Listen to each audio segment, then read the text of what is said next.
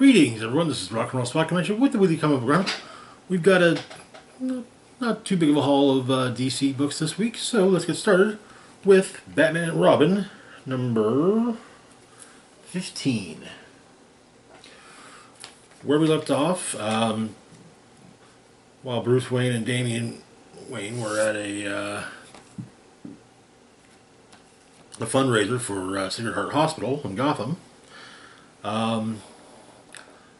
There was an attack, explosions, and doors barred, and there was a fire in the basement, which Bruce attempted to take care of.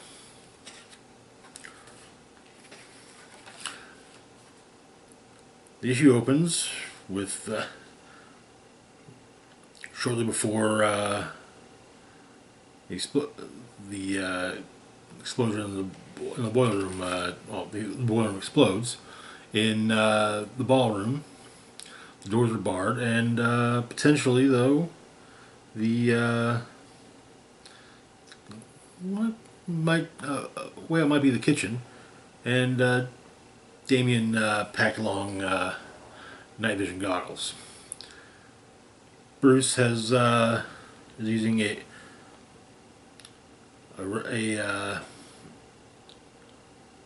cast iron chain as a means of at least somewhat escaping. It burns, and well, but he's able to use his momentum to redirect how he manages to get out. Damian manages to get sprinklers deployed. Bruce escapes the boiler room. Another explosion in the ballroom, however, causes the chandelier to fall. And the girl that Damian was talking with is injured and unconscious. So the doctor that the benefit was for enlists Damian to help save the girl as Bruce returns. Afterwards, Bruce explains that he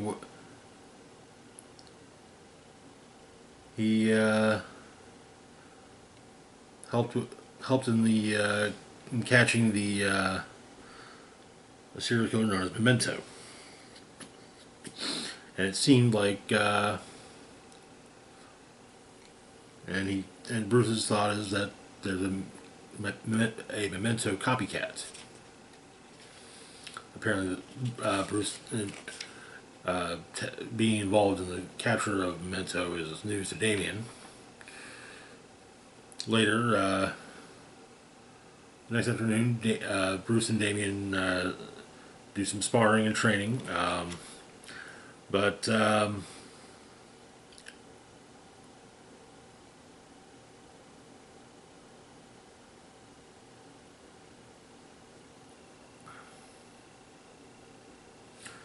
Damian doesn't know why he's doing this. He explains that when he started, he went all over the world collecting tools, but he always had a purpose. Damian feels like he has no purpose. The tools are all he ever had. His purpose was always his mother's, his grandfather's, and, well, now yours. Gotham is not Damian City. The training, the knowledge, the discipline, it wasn't enough the previous night. Sometimes they still fail, and if he's still not good enough, they don't know what. No, this is what he's supposed to be doing. And so Bruce gives him Thomas Wayne's journals. Apparently, Thomas Wayne was also an artist, uh, not comic book style, but he did sketches. You know? And his journals are the only surviving sketches of Dr. Wayne's. But the next night,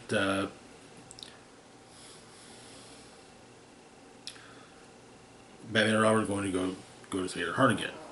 Apparently, there are fan groups on fan channels on of Mementos on online, and so Batman watches the some of the videos. We get a flashback to London years earlier when Memento was doing his an active serial killer, murdered in a church that is in fact seemingly a recreation of a murder previously in said church. Bruce dismisses the killer as insane, and no matter what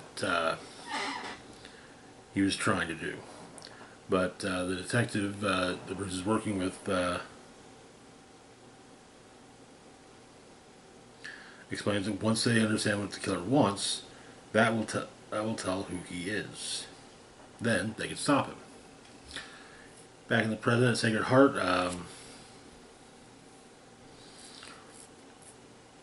Batman and Robin are looking over the crime scene.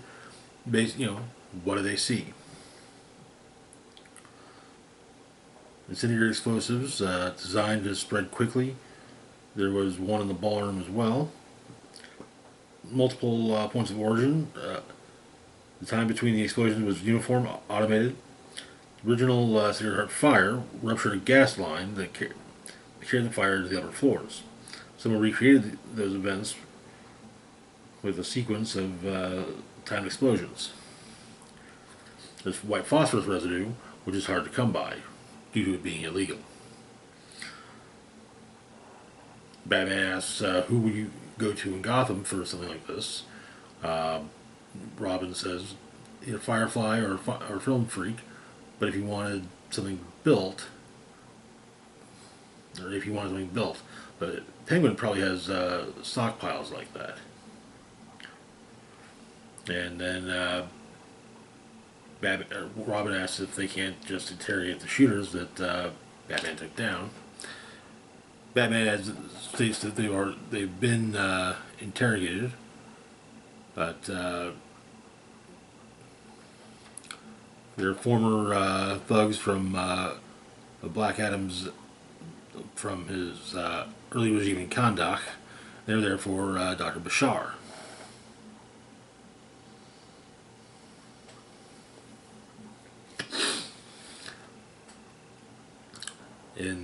At Gotham Docks, Tiger Shark is supposed to be meeting a boat full of weapons. However, the boat arrives on fire, and seemingly the fire is set by Memento, or the Memento copycat. And that is where the issue ends. Interesting. Good, I say that this issue does seem to have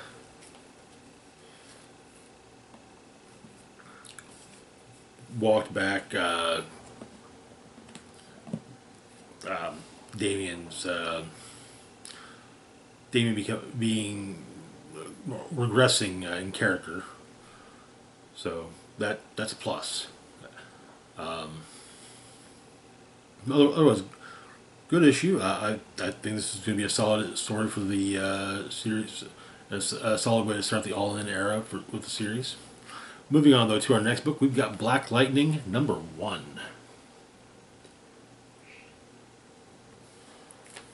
Black Lightning is a, for those unaware, is a long-standing DC superhero.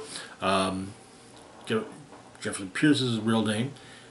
He is a school teacher in Metropolis, in the area known as Suicide Slum, basically the bad part of town.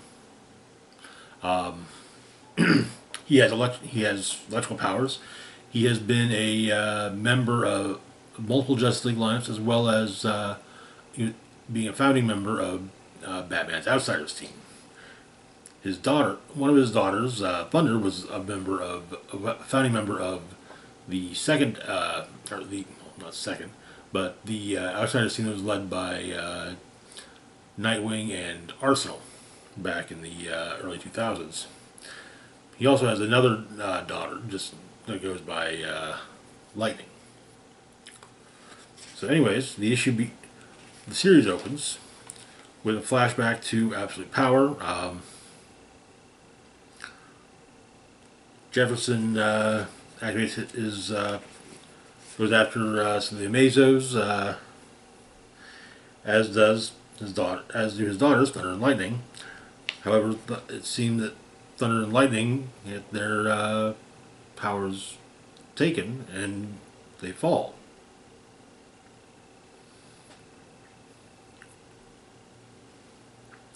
But Jefferson has just joined the Justice League. Everyone seemingly has, and apparently Thunder is active and has her powers back, and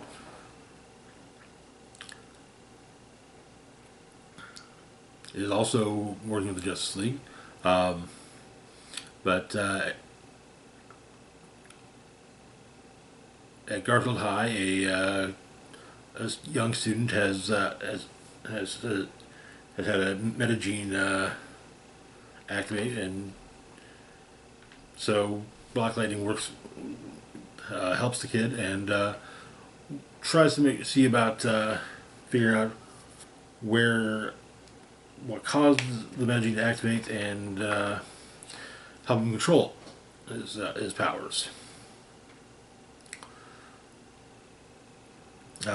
Thunder calls up her sister, Lightning, Anissa, but Anissa's being cagey with her, but Lightning states that that next time they talk, that she wants to know, exactly when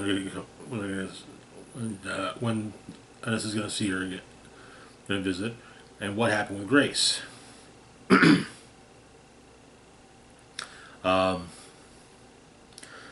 But it turns out that the high school student, his powers manifested because of emotional stress, and later there's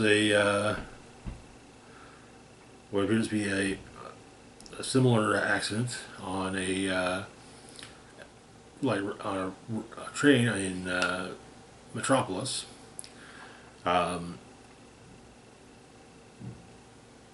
Black Lightning and Lightning try to take care of it, and turns out, however, that the culprit is Anissa. And that is where the issue ends. Interesting. I was curious as to what was going on with Thunder and with Grace having joined the Birds of Prey without Thunder. So looks like we're getting a little bit of the backstory there.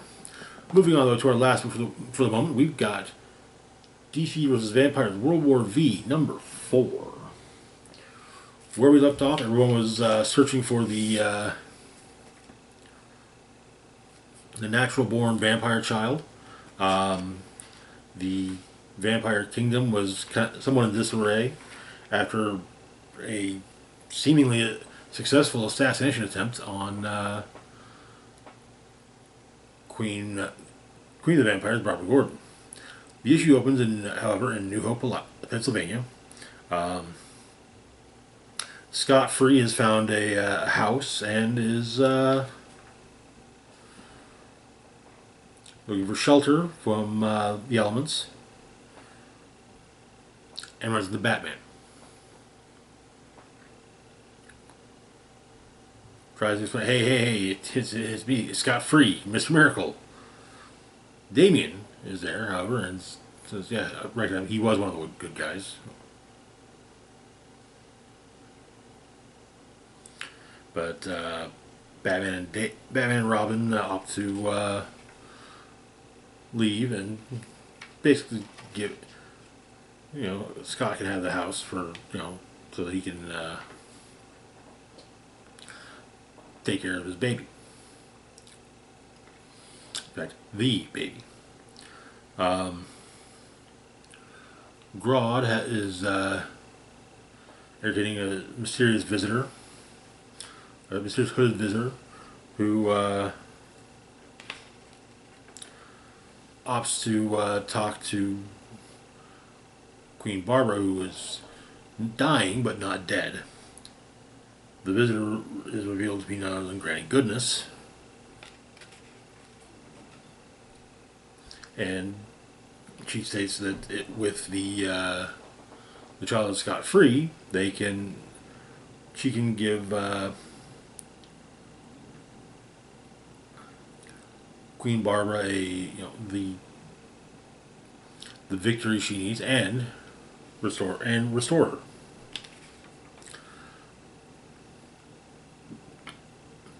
Elsewhere, at the headquarters of the Human headquarters of the Human Council, the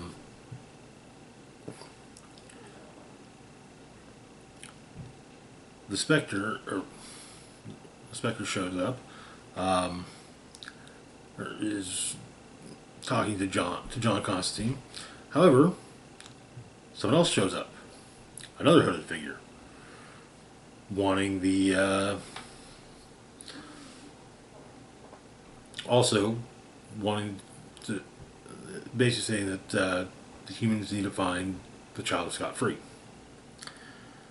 In Washington D.C., Batman has taken residence of the White House and is revealed to be none other than Damian's grandfather, Ra's al Ghul.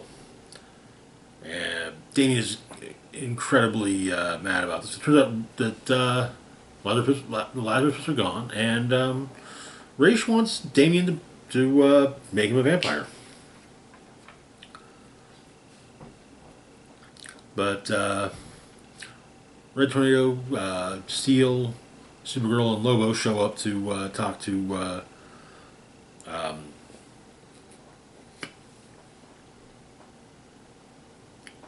Constantine, as well as Jaina from.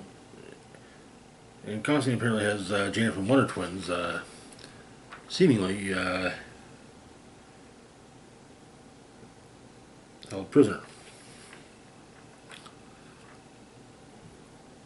But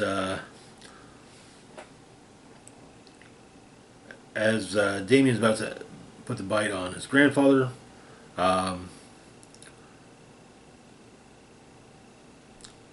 Green Lantern shows up, Alfred Pennyworth, and what leads to an argument between fight between Ra's al Ghul and Alfred. However, in the confusion of the fight, no one. Damian's left. Back with Scott Free, Ghostmaker tries to kill him, but Mr. Miracle escapes, or is saved by quite the motley crew of metahumans. We've got a few members of the Fearsome Five, the old Titans villains, I think, as well as Shazam, Power Girl, and Fuji from Stormwatch.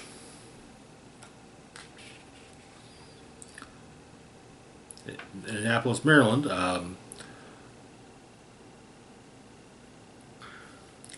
Robin shows up to talk to enlist the aid of Green Arrow and his group, but well, they're pretty much just pretty much ready to, you know,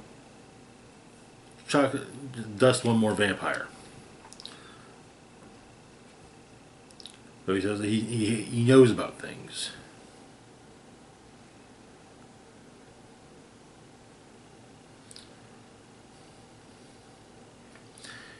And the issue ends with Green Arrow holding a knocked bow, or a knocked arrow to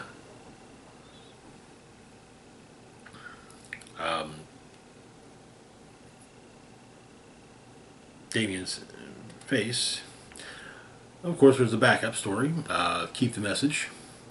Black Lady's been got a note that his daughters were alive and safe in San Francisco, and he's been making his way to San Francisco, doing what he can to take out vampires. Makes it to San Francisco, but he has a pretty good idea of where they are. Apparently, for a while, the Outsiders were based out of San Francisco, and Batman basically made satellite bat caves even in San Francisco. But he's attacked by Bumblebee from the Teen Titans, and once he dispatches Bumblebee, the cave starts to shake. And that is truly where the issue ends. Presumably, Tara. But solid issue. It's good to solve. So you have the mystery solved of who the new Batman is in DC vs. Vampires. But anyways, that's going to do it for now. As always, feel free to like, share, and subscribe. Links to my Facebook, Twitter, Blue Sky, Instagram, Mastodon, Patreon, and PayPal can be found in the description box down below. Big shout out to Patreon, patron Redman is Penis. Thank you so much for your support. It is greatly appreciated. This is Rock Roll Spock signing off saying, live long and rock hard.